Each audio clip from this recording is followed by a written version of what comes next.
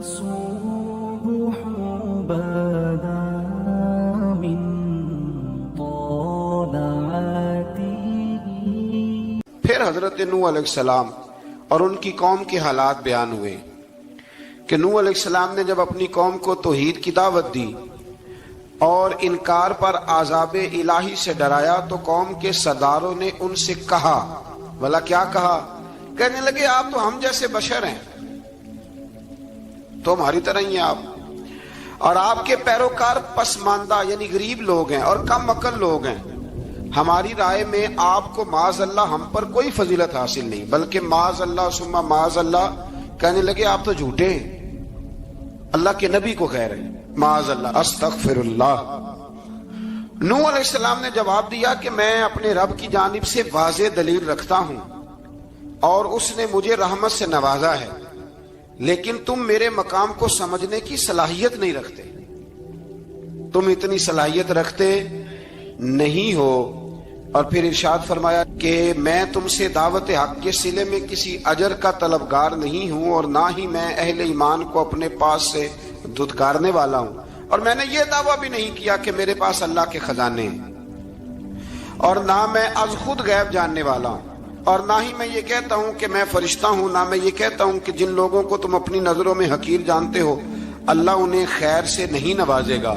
فرمایا یہ ٹھیک ہے کہ اللہ بشروں میں سے رسول بناتا ہے، پر جسے بناتا ہے پھر اسے بڑی شانیں عطا فرماتا ہے.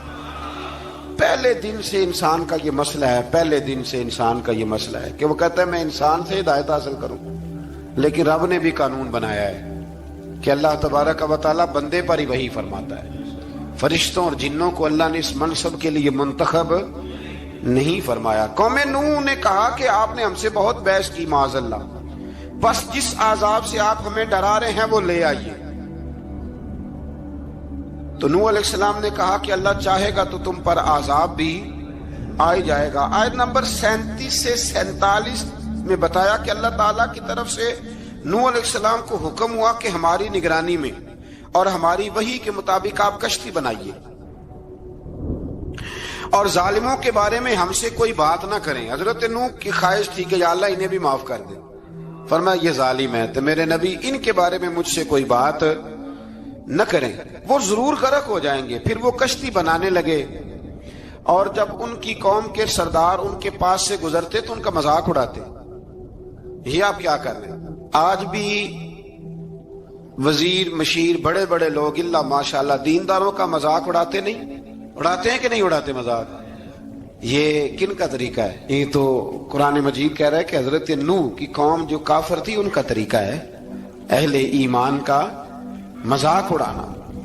تو وہ مذاق اڑانے لگے. نوح علیہ السلام نے کہا کہ وہ وقت آنے والا ہے کہ جب تمہارا مذاق اڑایا جائے گا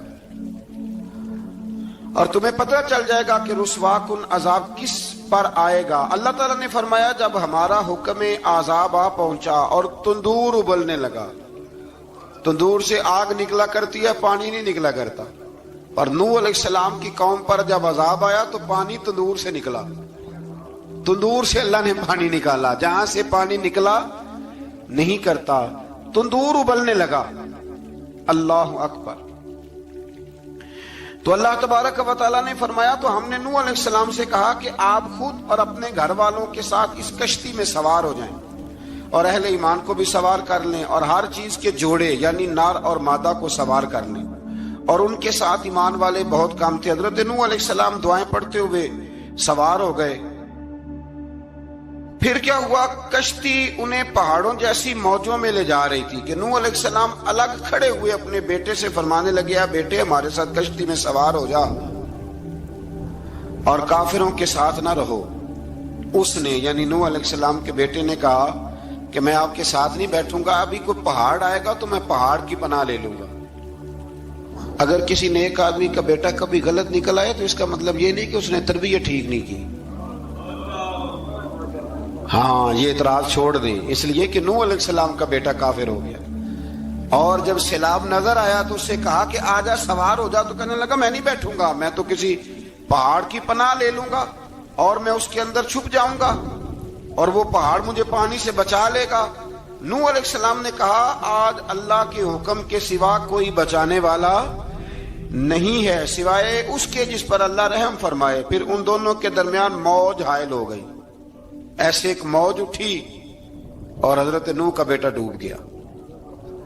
اور جب حضرت نوح کا بیٹا ڈوبا، اللہ کی طرف سے حکم ہوا اے زمین اپنا پانی نگل لے، اے آسمان تھم جا، اور پانی خوش ہو گیا۔ اللہ کا فیصلہ نافذ ہو گیا اور کشتی کوہ جودی پر ٹھہر گئی۔ نوح علیہ السلام نے اللہ سے التجا کی، کیا میرے پروردگار میرا بیٹا اور میرے اہل سے ہے، اور تیرا وعدہ سچا ہے کہ تو میرے اہل کو بچا لے گا۔